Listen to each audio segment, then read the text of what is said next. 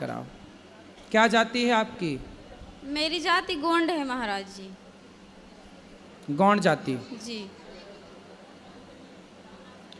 देखो आप, अब ये जनता जनार्दन निर्णय करेगी। बताओ क्या करना चाहिए इस लड़के को और इस लड़की को?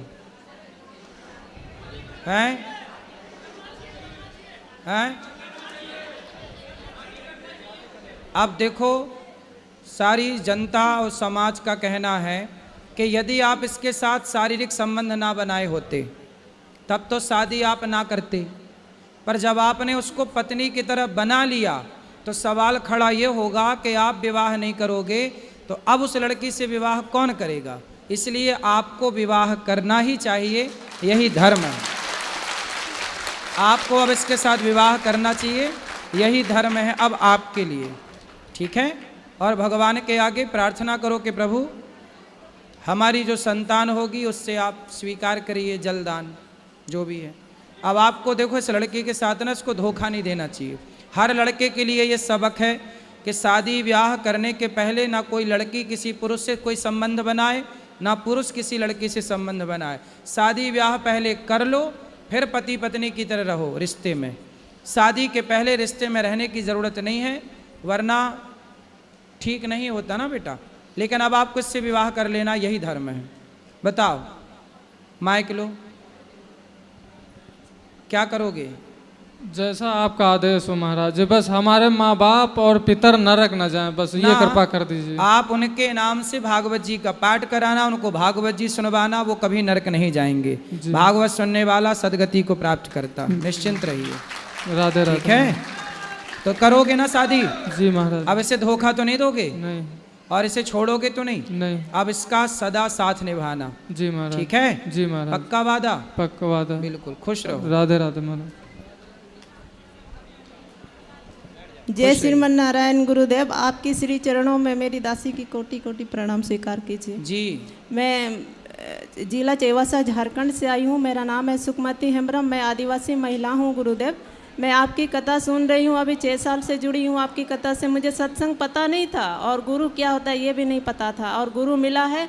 मेरा सब कुछ अच्छा ही हो रहा है, सब कुछ अच्छा ही हो रहा है अभी तक में। और मेरा पतिदेव पहले नहीं सुनता था, तो जब हम सुनते थे कथा तो वो गुस्सा हो जाता था, वो कानों में रुई लगा लेता था, फिर सो जाता था। मेरा कथा एकदम, आपका कथा एकदम नहीं सुनता था। फिर भगवान ने ऐसा कृपा किया कि अब कथा भी सुनने लगा। अब वृंदावन भी आए हैं मेरे साथ, हम लोग साथ में आए हैं सपरिवार, और एक बच्ची को मैं गोद भी ली हूँ। तो हमारे समाज में गुरुदेव, कि हमारे समाज में जो आदिवासी समाज है, तो हमेशा मेरे मन में ऐसे चलते रहते हैं, और सब कहे गए हैं जो पवित्र से ही गुरु मंत्र जापना चाहिए। और मेरे मन में जब भी रहे, जैसे रहे काम को, तो गुरु मंत्र ही आपका दिया हुआ था। चलना दो, सही है, वो सही है। हर काम करते हुए हर क्षण भगवान का वो नाम चलता रहे, सही है। और मेरे पति भी गुरु मंत्र लिए थे मेरे साथ में, उन्हें मंत्र भूल गए। मैं दोबारा आपसे बोलती हूँ, उनसे बोलती हूँ जी गुरु मंत्र ले लीजिए, पर वो गुरु मंत्र लेना भी नहीं चाहते हैं, और बात बात में क्लेश होती रहती है। कहाँ है पति? पति अभी नहीं आए हैं, संडे को आएंगे। मैं पोथी पाठ रखी हूँ, तो जब आए तो बात करा देना। तो ये कह रहे हैं मेरे परिवार सब मेरी दोषी ठहराते हैं, कहते हैं वो बीमार पड़े रहते हैं, सर पैर पीठी से लेके पैर में दर्द होती है। बहुत सारी जांच भी हो गई पर वो ठीक नहीं हो पा रहे हैं। और मेरे सास परिवार में सब बोलते हैं कि मेरी वजह से वो तुलसी माला पहन रखे हैं कंठी, ऐसे नहीं पहनना चाहिए, मेरे परंपरा में तुलसी माला नहीं पहनते हैं। तो इसलिए मैं बहुत दुखी होती हूँ कि मेरी वजह से कहीं मेरे पति को कष्ट तो नहीं हो रही है। नहीं, कष्ट इसलिए हो रही है क्योंकि वो योग नहीं करते। योग वगैरह करें तो कष्ट ना हो। मैं योग के लिए भी बोलती रहती हूँ। तुलसी वगैरह तो सबको पहननी चाहिए, इससे और अच्छा ही होता है। आप योग करिए, अच्छा खान पान करिए, बीमार क्यों हैं डॉक्टर को चेक कराइए, ठीक हो जाएंगे, इसमें क्या है। इसलिए ये मेरे पे सब दोषी बनाते रहते हैं, मेरे से कोई खुश नहीं रहते हैं।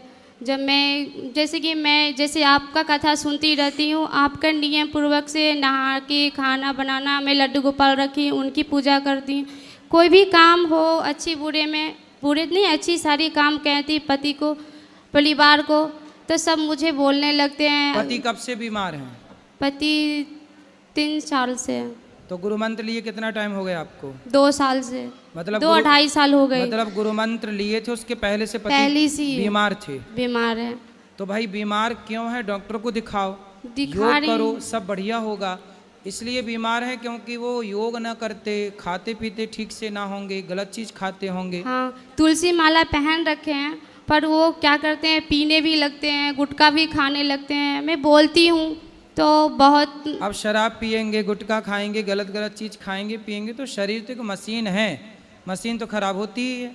वो लाइव में आपको देख रहे हैं, आप अपनी बस कृपा यही- उनको बता दीजिए कि ये सब नहीं करना है। जो मांस मछली खाते हैं ना, उनके साथ भोजन करने लगते हैं।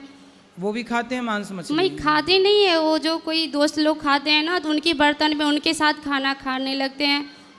तो ये गलत है ना, नहीं खाने चाहिए। तो चलो अब नहीं बताती खाएंगे, हूँ, फिर उनको सुनती ले आना, नहीं है। बात करेंगे, नहीं खाएंगे वो। ठीक है। और शराब वराब ना राधे पिए, अच्छे राधे। डॉक्टर को दिखाओ। राधे राधे गुरुजी। हाँ जी। मेरे पापा पहले शराब पीते थे, अब नहीं पीते। पापा हैं कि पिताजी हैं? पिताजी। अब बताओ, शराब अब नहीं पीते? नहीं। अब क्यों नहीं पीते? क्योंकि आपसे मिल के गए। वाह, तो हमसे जो मिल लेता, देखो शराब वराब नहीं पीता। इसलिए शराब वाले हमसे परेशान हैं, शराब की कंपनियों वाले कि जो मिल लेता है वो शराब ही छोड़ देता है। एक बार पापा को समझा दो, पापा मम्मी से लड़ते रहते हैं। कहाँ है पापा? पापा पीछे गए हैं। पिताजी पिताजी पिताजी पापा पीछे गए हैं। हैं। यहाँ आओ, उनके पिताजी, ये झोला वाले आपके पिताजी हैं? कौन है? राजवीर। राजवीर। राजवीर हाजिर हो। राजवीर नहीं है, गए चाट पकौड़ी खाने। चलो। राधे। जय श्रीमान नारायण खड़गुर जी। जी, लड्डू गोपाल को लेके आए हैं, उनको प्राण प्रतिष्ठा करनी चाहिए ना? करा देंगे अभी। और बेटी कहाँ गई? कथा सुनती है कि नहीं? हाँ, कथा सुनते कथा में आती है? हाँ। कहाँ है? ठीक है, पत्नी गुरु जी से घर में लड्डू गोपाल जी को रख सकते हैं, मतलब रख सकते हैं। ठीक है गुरु जी, राधे। खुश रहिए। जय श्रीमन नारायण गुरु जी। जी, गुरु जी, मेरा सवाल ये है कि हम इस जीवन में आए हैं, हमारे जीवन में कई लोग शूर्पणखा का रूप करते हैं, कई लोग शकुनी का रूप धर के आते हैं, जो हमारे जीवन में हमें परेशानी कर देते हैं। कोई दुर्योधन बनकर आता है, तो मैं सामने से तो खुश रहने की कोशिश करती हूँ। जैसे कि दुर्योधन के बारे में महाभारत हो गया, उन्होंने युद्ध लड़के समाप्त कर दिया, पर जो महाभारत मेरे मन में चलता है उससे मैं कैसे पार पाऊँ? तो आपके जीवन में कौन आया दुर्योधन बन के? मैं उनका नाम नहीं लेना चाहती हूँ। कई लोग हैं, मैं ईश्वर मेरे साथ है, क्योंकि मैं नित्य बचपन से ही ईश्वर का नाम लेते रहती हूँ, पर जो भी आए हैं उन्हें सज़ा भी मिलते रहती है, लेकिन मैं अपने मन को शांत नहीं कर पाती हूँ। ऊपरी रूप से तो मैं काफ़ी खुश रहती हूँ, हंसी मजाक करते रहती हूँ, लेकिन अंदर भीतर ही भीतर बहुत बड़ा महाभारत चलते रहता है। उसके लिए मैं क्या करूँ? कथा सुनते हैं? हाँ, सुनती हूँ। रेगुलर के कभी कभी? रेगुलर ही सुनती हूँ, मेरे घर में चलती रहती है। कथा रेगुलर सुनिए, भगवान का ध्यान किया करिए, कीर्तन किया करिए, ध्यान करना सीखिए। 10 मिनट आंखें बंद करके सवेरे सवेरे ध्यान करेंगे अपने आप। अभी हम कथा में ध्यान कराएंगे कल, तो वो याद कर लीजिएगा, फिर वैसे किया करिए। पर गुरुजी, उनका तो दिन रात सामना होता रहता है, फिर हम कितना भी करें वही बात हो जाती है, लेकिन मैं आपका दिया हुआ आदेश का पालन करूंगी गुरुजी। देखो, सामना होता रहेगा, सही है, पर आपको उससे फर्क नहीं पड़ना चाहिए। कोशिश करती हूँ।